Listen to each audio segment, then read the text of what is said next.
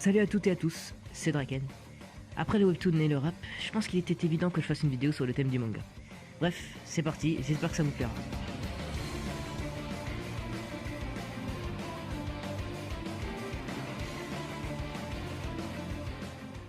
Du coup, Black Torch est un shonen de Tsuyoshi Takaki, publié en février 2017 dans le magazine Jump Square au Japon.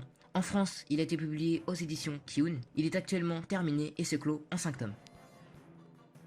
Cette œuvre a pour thème l'aventure, les ninjas, le fantastique ainsi que le surnaturel. Alors, on va passer à l'interface des tomes ou l'édition. Les couvertures sont belles mais classiques, on a un fond coloré avec un ou plusieurs personnages dessus.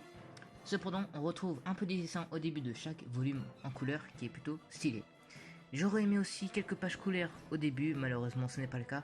Enfin bref, on va pas se plaindre.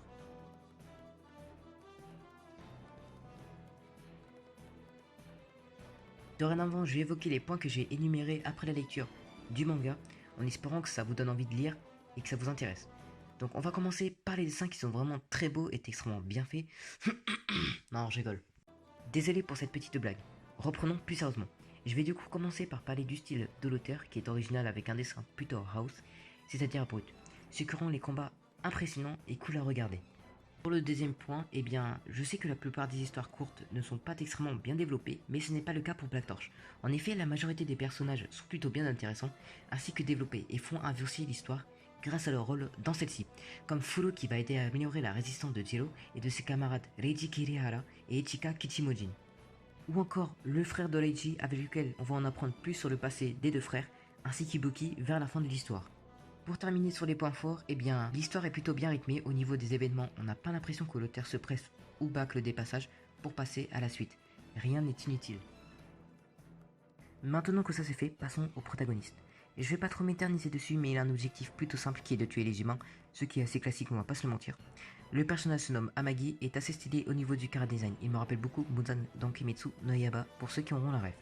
Le personnage est bien approfondi au niveau de sa personnalité et permet aussi d'en apprendre plus sur Fororago, le chat.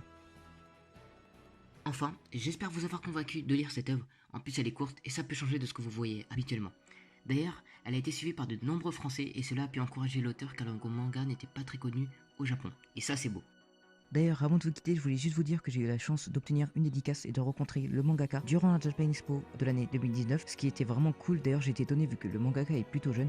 Enfin voilà, donc j'espère que cette vidéo vous aura convaincu. C'était Draken, je vous dis à la prochaine, et comme l'aurait dit notre bon vieux Bruno Buzzarati, arrivederci.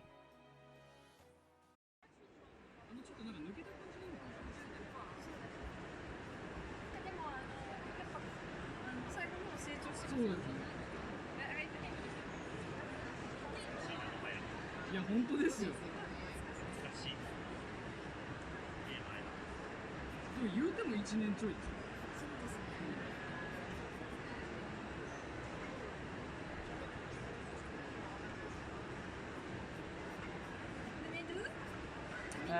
Normandie.